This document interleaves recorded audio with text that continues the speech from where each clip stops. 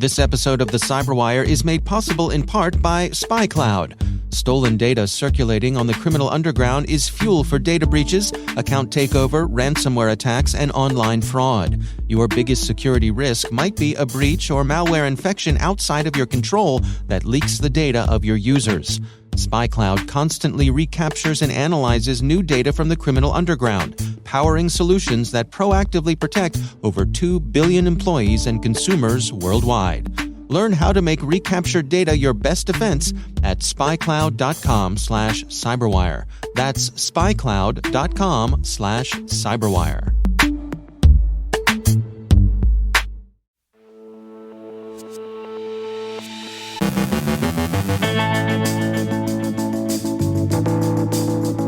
Verizon's 2022 data breach investigation report shows a sharp rise in ransomware. Origins of the Chaos ransomware operation. The GuLoader campaign uses bogus purchase orders. Security researchers are targeted in a malware campaign. Turla reconnaissance has been detected in Austrian and Estonian networks.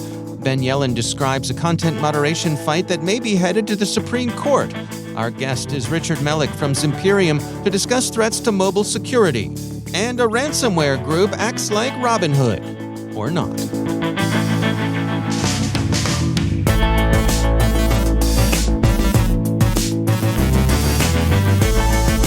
From the CyberWire studios at Data Tribe, I'm Dave Bittner with your CyberWire summary for Tuesday, May 22nd, 2022.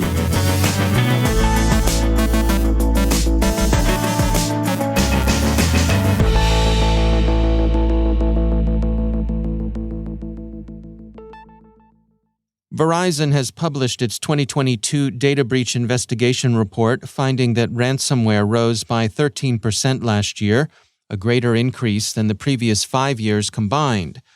82% of breaches involve the human element, which encompasses phishing, stolen credentials, misuse, or error. The researchers also found that supply chain breaches were behind 62% of intrusions last year. Verizon writes, there are 4 key paths leading to your estate: credentials, phishing, exploiting vulnerabilities, and botnets. All 4 are pervasive in all areas of the DBIR, and no organization is safe without a plan to handle each of them. And while the rise in ransomware features prominently in the report, Verizon notes that ransomware by itself is, at its core, simply a model of monetizing an organization's access. Researchers at BlackBerry have published a report outlining the genealogy of the Chaos ransomware family, detailing 6 versions of the malware that have been released since it first surfaced in June 2021. BlackBerry found that Chaos has ties to the Onyx and Yashma ransomware strains, although Chaos initially and unsuccessfully claimed to be an offshoot of Ryuk. It wasn't. The false claim was evidently a reach for C2C credibility. Fortinet had earlier tracked Chaos's rise to prominence as its operators declared their adherence to the Russian cause in Moscow's war against Ukraine. BlackBerry notes that Chaos has advanced beyond its beginnings as a relatively basic operation and has now evolved into a flexible, widely available, and difficult-to-track malware operation. Fortinet reports that they have found a phishing email that drops GuLoader targeting a Ukrainian coffee company. GuLoader, which is also known as CloudEye and VB Dropper, is used to drop other malware variants.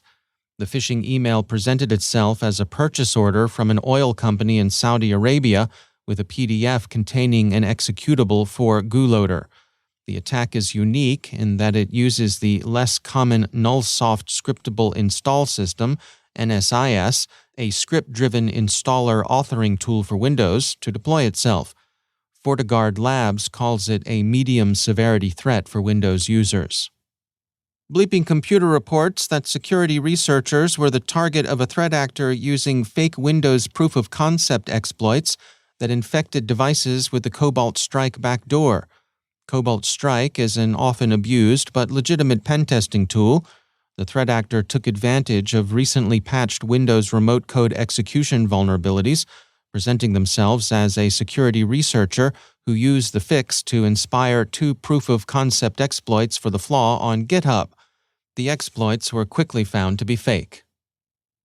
Hyperlocal sites have been marshaled by Russian influence operators to normalize the occupation of Ukrainian villages controlled by Russian forces, Cyberscoop reports. They source their story to Detector Media, which says that the effort is being organized over Telegram. Detector Media writes, "We managed to find 88 newly created Telegram channels of the occupiers. However, their list is growing. The vast majority of such channels were registered a few days after February 24th. A significant part of local channels was created long before the actual military occupation of the cities, and some of those are the ones that the Russians did not manage to occupy. Conventionally, such channels can be divided into two categories: those that can act as official sources of the occupiers, that is, such Telegram channels post on behalf of the occupiers. For example, inform about humanitarian aid or call for reporting on the movement of Ukrainian military equipment. And those that mimic the media's behavior, publish news about the occupied city or village, but are overfilled with propaganda and misinformation. The content mirrors familiar Russian lines of disinformation: Ukrainian corruption and failure, the Western conspiracy behind the war, the promise of liberation, and so on.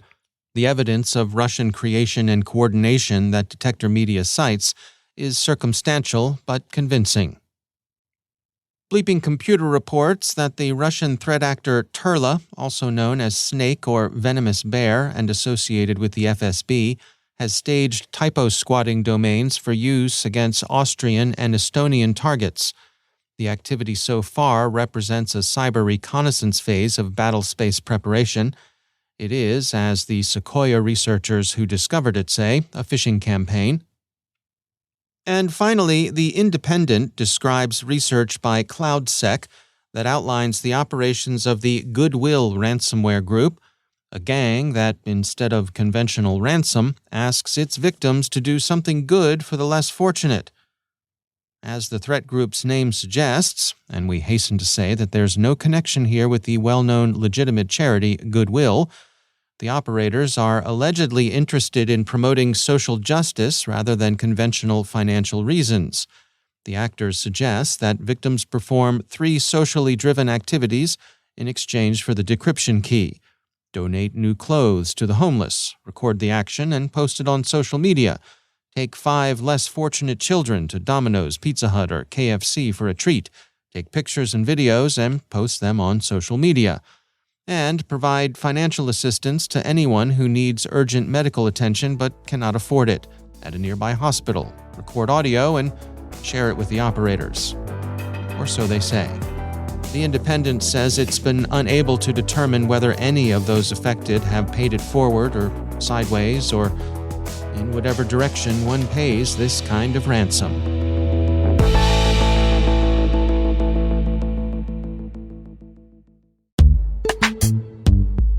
And now, a word from our sponsor, Datadome. Security shouldn't come at the expense of privacy. That's the global consensus, as organizations face increasingly scrupulous legal requirements for processing users' data. CAPTCHAs are no exception. Datadome's CAPTCHA protects customer privacy while keeping all endpoints safe from bots and online fraud. It processes data at the edge, locally, with 0 third-party involvement and data retention options to best meet local regulations. Protect your online business with a solution that prioritizes privacy and user experience. Visit datadome.co to get a free threat assessment. That's datadome.co, and we thank Datadome for sponsoring our show.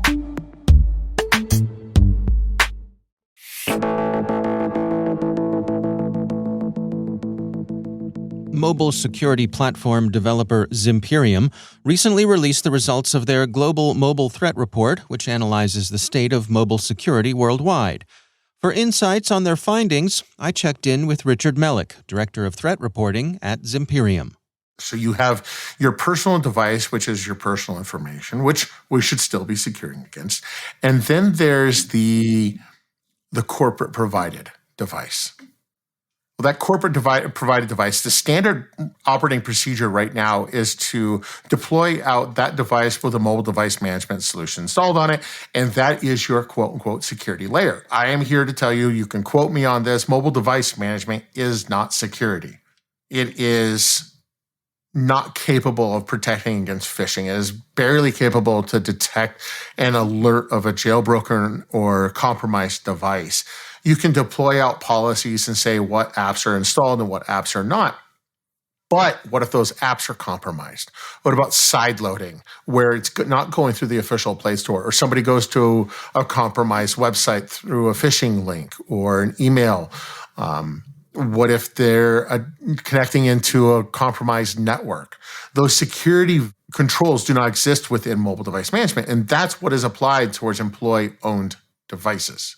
Mm-hmm. But in this day and age right now, according to our data, 66% of the smartphones in the enterprise are employee-owned. Right. 55% of the tablets are employee-owned.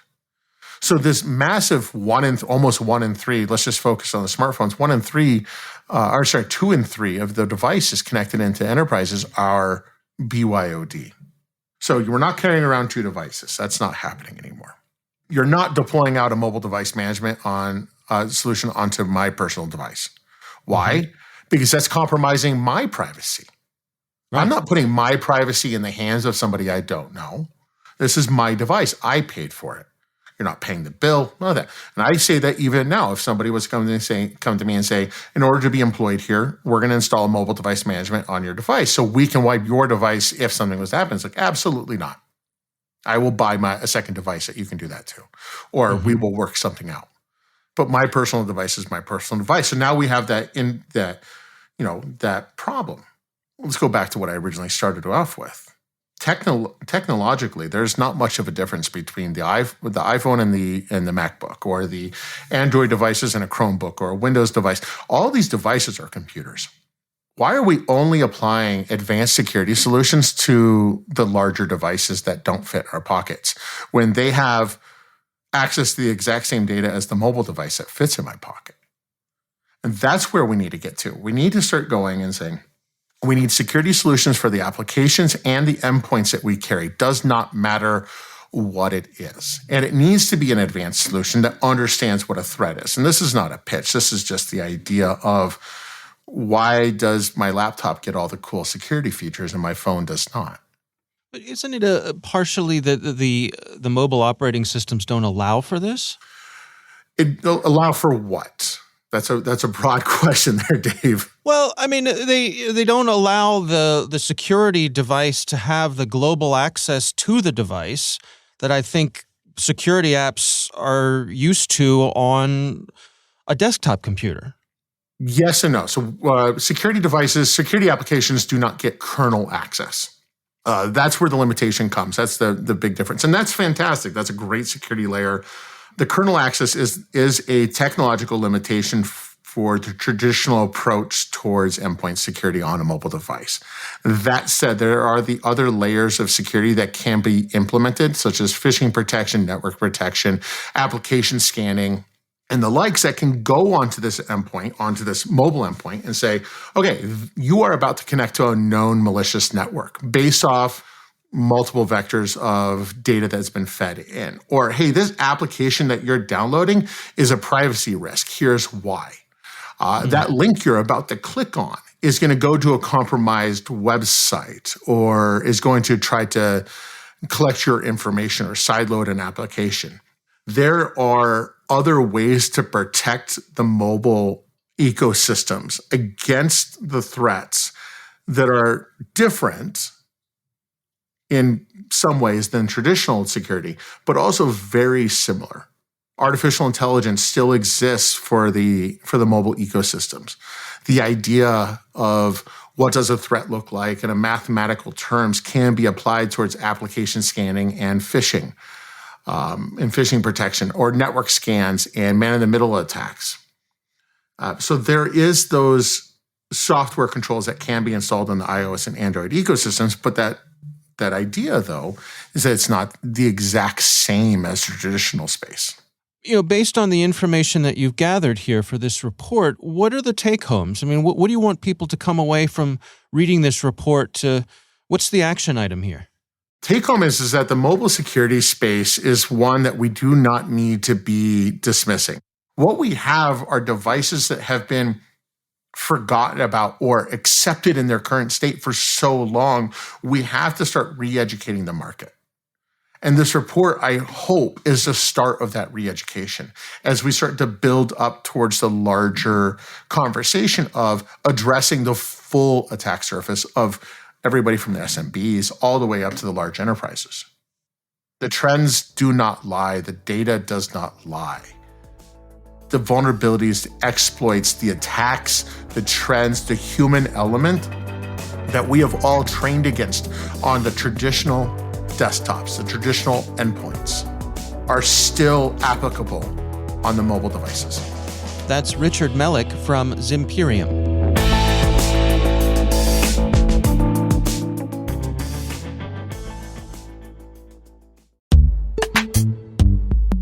And now, a word from our sponsor, Barracuda. Right now, everyone is talking about cryptocurrency, and the cyber criminals are hiding in the conversation. Cyber criminals use social engineering loaded with urgency and fear to successfully prey on your company, your employees, and your customers. Spear phishing is just one of 13 types of email threats. Barracuda has identified these 13 types and shows you how you can protect your company, your customers, and your reputation. Find out about the 13 email threat types and Barracuda email protection. Get your free ebook at barracuda.com/cyberwire. And we thank Barracuda for sponsoring our show.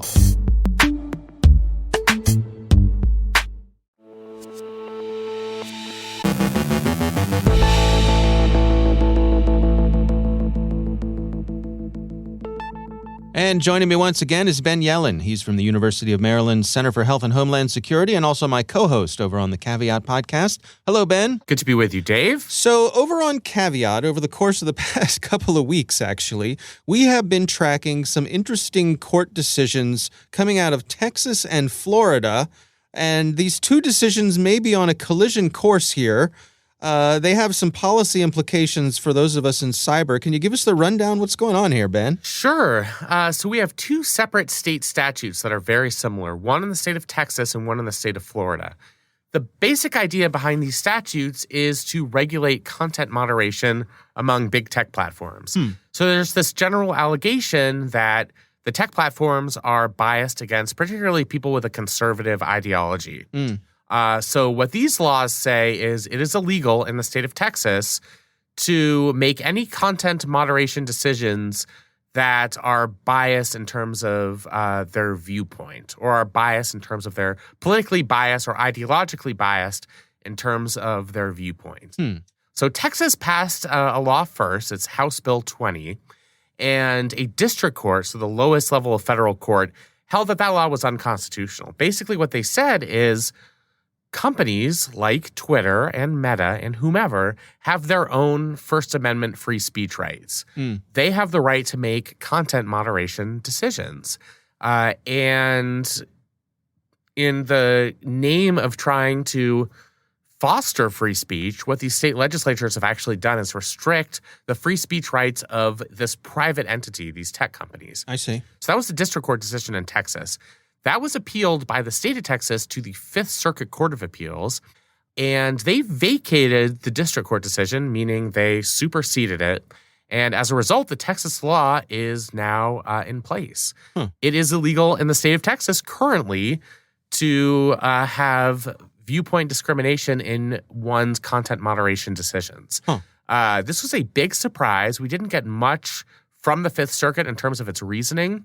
All they said was that the decision of the lower court, the district court, had been enjoined, meaning it had been stopped. Okay. But there was no explanation as to how they saw the constitutionality of this issue. Now, there were a lot of raised eyebrows from legal experts and scholars and so forth, right? Yeah, it was rather shocking. I mean, I don't think anybody thought I think a lot of scholars thought that the purpose in terms of these state legislators was just to make a point about content moderation, knowing that the courts would strike it down. I see. But you wanted to get the political message out there, pass a law saying that you think that these platforms are biased, and make the courts do something about it. I mean, that's a well-worn tactic of political advocacy, but the Fifth Circuit, shocking everybody, said, okay, we're going to let this law go into place. Don't throw me in the briar patch. Exactly. The tech companies seemingly right now really have no idea how to comply with the statute. They don't know how it's going to be enforced. Okay. They are unsure if they're going to be sued for their content moderation decisions, which decisions they're going to be sued for. I think there is a bit of a panic among these tech companies, and as a result, they have appealed this decision to the United States Supreme Court. Okay. The Supreme Court could step in at any time and vacate the decision of the Fifth Circuit. They have not yet done so, but that's certainly an option that's out there. But that takes us to Florida. That takes us to the great state of Florida. Yeah. So Florida passed a similar law, Senate Bill 7072. This bill is nearly identical. It made its way up to the 11th Circuit Court of Appeals, which is the appeals court for the Southeast United States. And that court came to the opposite conclusion, saying that this type of ban on viewpoint-based content moderation is unconstitutional. The state of Florida, and for that matter, the state of Texas, have tried to argue that even though these are private companies, they are so-called common carriers. Generally, our government is allowed to regulate private companies if they are common carriers, where they are the entity that fills some sort of service on behalf of the government. So whether that's transportation, something like the railroads, who had a monopoly on transportation in the 1800s, or something like telecommunications company, where there really is no government institution who's performing these functions. So the common carriers step in, and it's kind of their prerogative to enforce constitutional rights. Okay. That's the argument that Florida and Texas have been making. What the 11th Circuit said in this decision is these are not common carriers. These are private companies, and they have the right to police their own services as they see fit. That is a vestige of their free speech rights.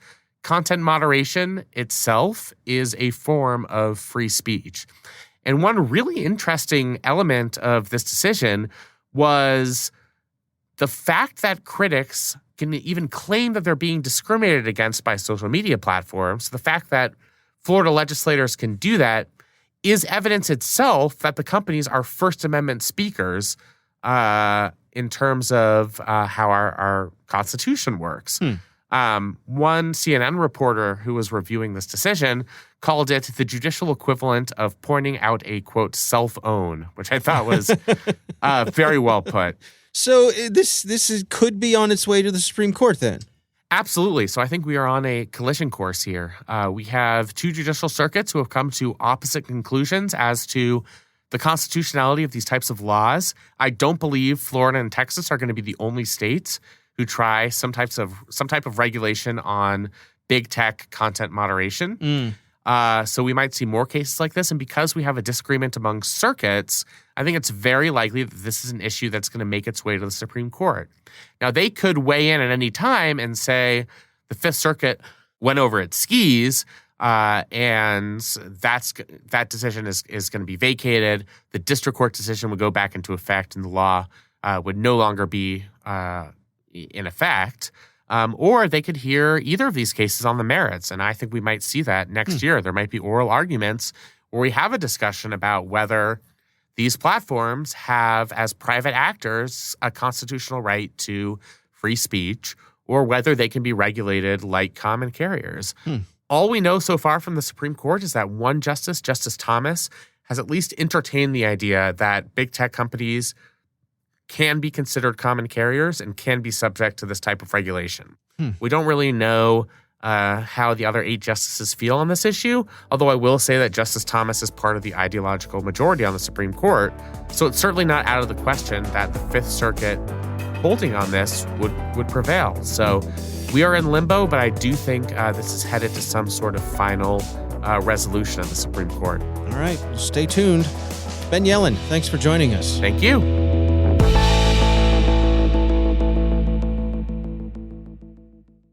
Thanks to all of our sponsors for making the CyberWire possible, especially our supporting sponsor, Cybereason. Ransomware shouldn't feel inevitable. You should feel invincible. CyberReason is undefeated against ransomware with the only predictive ransomware protection available. It's the ultimate defense against ransomware. Visit cyberreason.com to learn more. Thank you also to our friends at RSA Conference, where the world talks security. Through global events and year-round content, RSAC connects you to cybersecurity leaders and cutting-edge ideas for a safer, more secure future. Learn more at rsaconference.com/cyberwire22.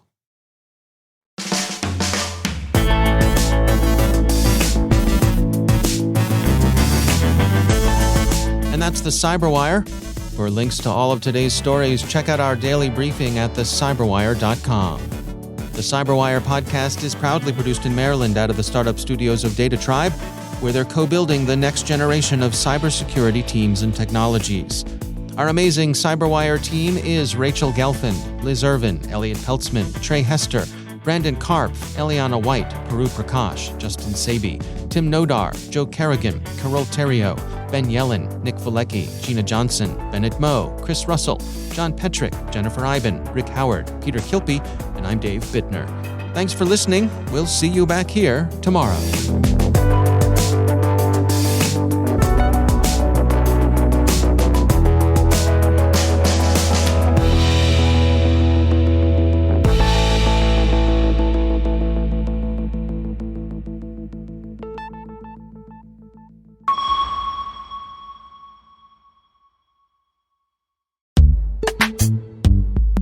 And now, a word from our sponsor, CyberReason. They're out there, and they're coming for you. Ransomware attackers, sophisticated criminal armies bringing organizations to their knees and costing companies millions. But ransomware shouldn't feel inevitable.